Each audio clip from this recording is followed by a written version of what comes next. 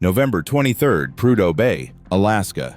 The sun sets for 65 days. Outside, minus 60 degrees Celsius with wind chill near minus 70. Exposed skin freezes in under a minute. Steel shatters diesel gels, air burns lungs. Yet 200 workers arrive for 2-week shifts. They live in raised modules linked by heated corridors, eating steak in a 24-hour cafeteria while the Arctic presses in.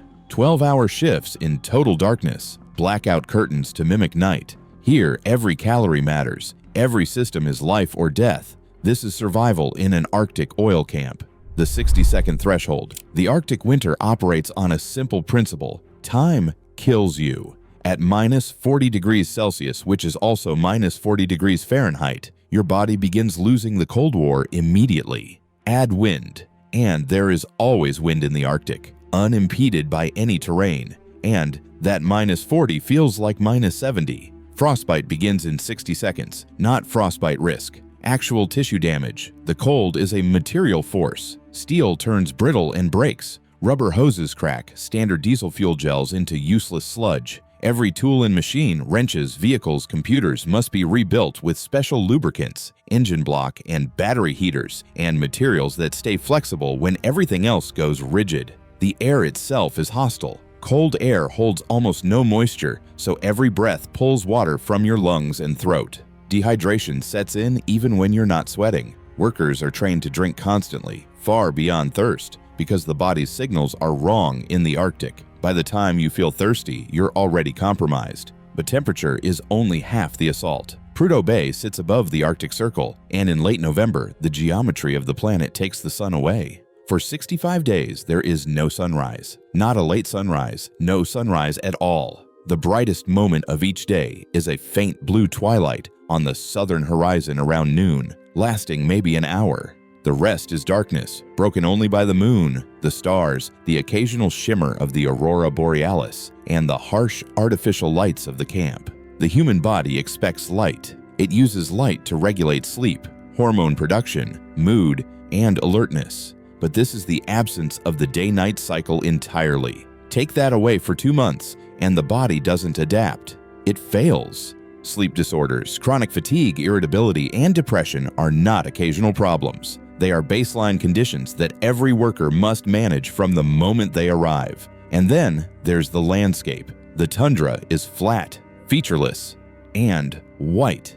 There are no trees, no hills, no reference points.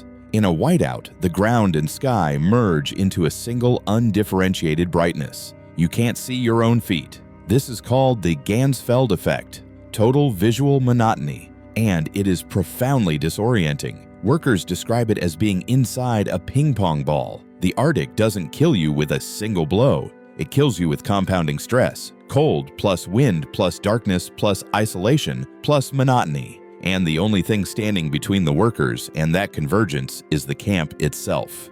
Building above, not on. An Arctic oil camp is not built on the ground. It's built above it because the ground cannot be trusted. Beneath lies permafrost, frozen for thousands of years, sometimes over 1,000 feet deep. Stable only when frozen, it melts under heat, turning to mud. Buildings sink, foundations shift, structures collapse. So every camp is raised on steel pilings, 10 to 15 feet high, with cold air circulating below to preserve the permafrost. The camp floats above the land. Each camp is made of prefabricated modules, the size of large mobile homes. Built elsewhere, they're shipped north during the brief summer sea lift when ice recedes. Cranes then set them onto pilings and bolt them in place. Dozens of modules form a single integrated structure. They're linked by the utilidor, an enclosed, heated corridor. It connects living quarters, dining hall, gym, clinic, and offices while carrying hot and cold water, sewage, power, and data. The utilidor makes the camp function as one organism, its life support system hidden within insulated walls. There is no true outside in an Arctic camp. The habitat is sealed, and the utilidor makes it possible. The power heat loop. An Arctic camp does not receive power. It generates power continuously because it has no other choice. The camp operates as its own independent power station, typically using large turbine generators fueled by natural gas extracted from the nearby oil wells, or in some cases, specialized Arctic-grade diesel. These turbines run 24 hours a day, 365 days a year, producing the electricity needed to light the camp, run computers and equipment, pump water, and operate ventilation systems. But electricity is only half of what the turbines produce. The other half is heat. When a turbine burns fuel to generate electricity, it also produces an enormous amount of waste heat in its exhaust gases. In most power plants, this heat is vented into the atmosphere and lost. In an Arctic camp, it's captured and becomes the primary, often the only, source of warmth for the entire facility. This is called combined heat and power, or cogeneration. Hot turbine exhaust heats a glycol water mixture, an industrial antifreeze, that circulates through insulated pipes in the utilidor. Flowing in a continuous loop to every module, the fluid passes through heat exchangers that warm the air moving through each ventilation system. The system is extraordinarily efficient. The same fuel that powers the lights also keeps people from freezing, but it creates a dependency. If the turbines stop, both the power and the heat stop simultaneously. That's why the camp is designed with N+1 redundancy. There is always at least one more generator than is needed to run the entire facility at full load. If one turbine fails, another starts automatically and takes over the load with no interruption. The transition is seamless, but redundancy has limits. If two turbines fail, fuel runs out, or fire cripples the plant, the camp faces a black start, total loss of power and heat. In Arctic winter, it's a countdown. Heat bleeds away instantly. Within hours, rooms drop below freezing, pipes burst, water systems collapse, and the cold, once held back by constant combustion, floods in. The camp is not heated. The camp is being heated constantly, and the moment that process stops, survival becomes a timed event. Water as an industrial product. There are no water mains in the Arctic, no municipal supply, no reservoir you can tap.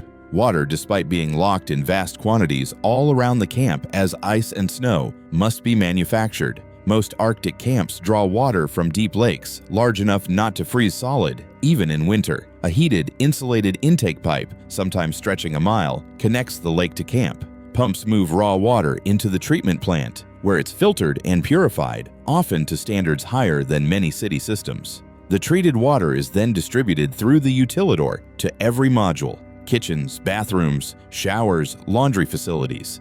It's used, and then it becomes wastewater. Wastewater doesn't disappear. It's collected through a separate pipe network in the utilidor and routed to the camp's wastewater treatment plant. This facility processes all the sewage and gray water from the camp, using the same advanced treatment methods found in modern urban systems. After rigorous treatment, the water is clean enough to be discharged back into the environment under strict environmental regulations. The camp, in effect, operates as a complete water utility for a population that doesn't officially exist as a town. It produces, distributes, treats, and discharges water in a closed loop, independent of any external infrastructure. The energy cost is staggering. Water must be pumped against freezing temperatures. Pipes must be heat traced, wrapped with electrical heating elements to prevent the water inside from turning to ice. The treatment plants themselves require heated buildings and continuous operation, but there is no alternative. Water is not optional, and the Arctic does not provide it in usable form.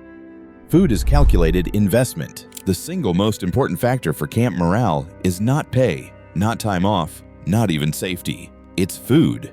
Arctic oil companies invest heavily in providing high-quality, high-calorie meals, not as a perk, but as a calculated economic decision. The galley is open 24 hours a day, serving buffet-style meals. It's common to find steak, crab legs, extensive salad bars, fresh fruit, and elaborate dessert selections. The food would be impressive in a high-end urban restaurant. In the Arctic, it's a necessity. In extreme cold, the body's metabolism speeds up. Just staying warm burns extra calories. Add 12-hour shifts of heavy labor, hauling gear, running equipment, working outside, and the demand skyrockets. Workers burn fuel non-stop. Without enough food to match it, fatigue hits faster, performance drops, and injury risk rises. But there's a deeper economic logic.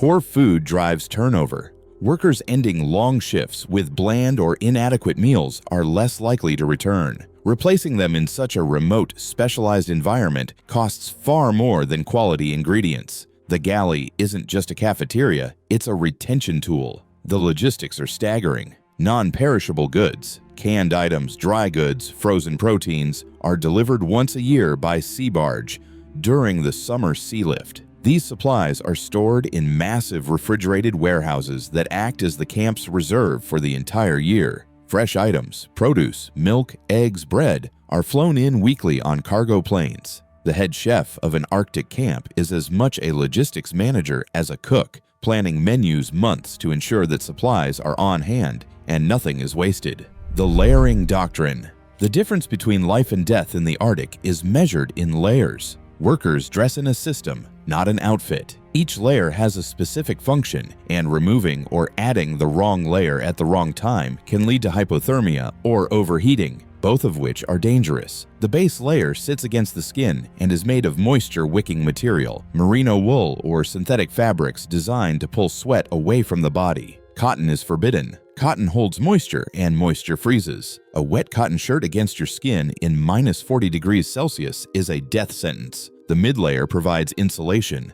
This is typically fleece or down, materials that trap body heat in small air pockets. Multiple thin mid-layers are better than one thick one because they allow workers to adjust their insulation based on activity level. Too much insulation while working hard leads to sweating, which soaks the base layer and defeats the entire system. The outer layer is the shell, a durable, windproof, and waterproof parka and pants. This layer protects against wind and moisture and is often equipped with high-visibility reflective strips so workers can be seen in the dark. The shell does not provide warmth. It provides protection. The extremities are the most vulnerable. Hands and feet lose heat fastest, and frostbite hits them first. Boots are specialized, often vapor barrier boots, which use a trapped air gap for insulation rather than traditional materials. Gloves are layered, a thin liner glove for dexterity, worn under a heavy insulated mitten. Workers remove the mittens to operate tools or equipment. Work quickly, then put the mittens back on before their hand loses too much heat. The face requires full coverage. A balaclava covers the head, neck, and face, leaving only the eyes exposed. Goggles protect the eyes and are treated with anti-fog coatings, because a worker who can't see is a worker in danger. But clothing alone is not enough. No one is permitted to work outside alone. The buddy system is mandatory. Workers are paired or grouped, and they watch each other constantly for the early signs of cold injury. White, waxy patches of skin indicating frostbite, or the confusion and clumsiness that signal hypothermia. And work itself is time limited. Depending on temperature and wind chill, outdoor work is done in strict intervals. 20 minutes outside, 20 minutes warming in a heated shelter or truck cab. Safety officers monitor the conditions continuously. If the wind chill crosses a predetermined threshold, all outdoor work stops. No exceptions. Fire and the impossible choice. Fire is the one thing that terrifies Arctic workers more than the cold. In a temperate environment, fire is dangerous. But escape is simple. You go outside. In an Arctic camp, outside is not an escape. It's a different form of death. At -60 degrees Celsius, without full protective gear, exposure kills in minutes. If a fire breaks out inside the camp, workers face an impossible choice: stay inside and burn, or flee outside and freeze. That's why fire safety in an Arctic camp is not just rigorous, it's obsessive. The camp is equipped with some of the most advanced fire detection and suppression systems in the world. Smoke detectors are installed in every room, every corridor, every module. Automatic sprinkler systems are integrated into the ceilings, fed by heated water lines to prevent freezing. Fire extinguishers are mounted every few meters, but technology is only part of the system. Every worker in the camp is trained as a first-level firefighter. Fire drills are conducted constantly, often without warning, in the middle of shifts. Workers practice donning breathing apparatus, locating fire extinguishers in total darkness, and executing evacuation plans that assume multiple escape routes are blocked. The drills are taken with absolute seriousness because everyone understands the stakes. A fire that breaches the camp's main modules is a worst-case scenario that could leave dozens of workers stranded outside in lethal cold or trapped inside with no breathable air. The camp's fire protocols are not about preventing panic. They're about preventing the scenario where panic is the only option left. The crew as load-bearing structure. The human body is not designed for 65 days without sunlight. The circadian rhythm, the internal clock that regulates sleep, hormone production, and alertness, depends on light cues that do not exist during the polar night. Left to its own devices, the body's clock drifts, sleep becomes erratic, and cognitive function declines. The camp's solution is brutal in its simplicity. Impose a schedule so rigid that the body has no choice but to comply. Workers operate on 12-hour shifts, day shift or night shift, and those designations are purely artificial. There is no day. There is no night. There is only the clock. A worker assigned to the day shift wakes at the same time every day, works the same 12 hours, eats at the same time, and sleeps at the same time for the entire duration of their rotation. The schedule is the only sun they have. The rotation itself is uncompromising. Workers fly in, work every single day of their rotation, 2 weeks or 4 weeks, depending on the contract, and then fly home. There are no weekends, no holidays, no variants. The monotony is intentional. The body adapts not because the schedule is natural, but because it is relentless. But the schedule alone cannot solve the psychological problem. Isolation, confinement, darkness, and monotony combine into what researchers call cabin fever or winter over syndrome. Symptoms include irritability, depression, social withdrawal, and interpersonal conflict. These are not occasional issues, they are predictable outcomes of the environment. The camp's response is to treat recreation not as leisure, but as infrastructure. The gym is full size with basketball courts and weight equipment. The movie theater shows recent releases. The lounges have pool tables, large screen TVs, and satellite internet. These are not perks. They are pressure relief valves for a psychological system under constant strain. The internet, specifically, is considered essential. Video calls at home are a nightly ritual for many workers. The ability to see and speak with family is not a convenience. It's a mental health necessity. The camp's satellite link is monitored and maintained with the same urgency as the power and heat systems. But the most important psychological structure is the crew itself. Workers eat together, work together, and spend their downtime together. The person you rely on to watch for frostbite on your face is the same person you sit next to at dinner. The bonds formed under these conditions are intense and often lifelong. Workers develop their own jargon, inside jokes, and rituals. The crew is not just a team, it's a tribe, and membership in that tribe is earned by enduring the same extreme conditions together. Resilience in the Arctic is not an individual trait, it's a collective property. The crew regulates each other's survival, spotting fatigue, managing conflict, and providing the social structure that prevents isolation from becoming unbearable. The Arctic doesn't just test individuals, it tests the group, and the group, more than any system or technology, is what allows survival. The Arctic oil camp is not a human conquest over nature. It is a constant negotiation with an environment that allows no mistakes. Every system, pilings, utilidor, cogeneration, shift schedules, galleys, drills, buddy checks, exists because the alternative is death, counted in minutes or hours depending on which fails first. Workers know this. They eat steak indoors while outside the air would freeze their lungs. They sleep in warmth while permafrost stays frozen by design. They labor 12-hour shifts in darkness, relying on structure to protect body and mind. After 2 or 4 weeks, they fly home to sunlight, weekends, and freedom. Some struggle with the transition, overwhelmed by noise and choice. Yet many return drawn by bonds formed on the ice, by the clarity of the work, and by pride in surviving where survival must be engineered, one system at a time.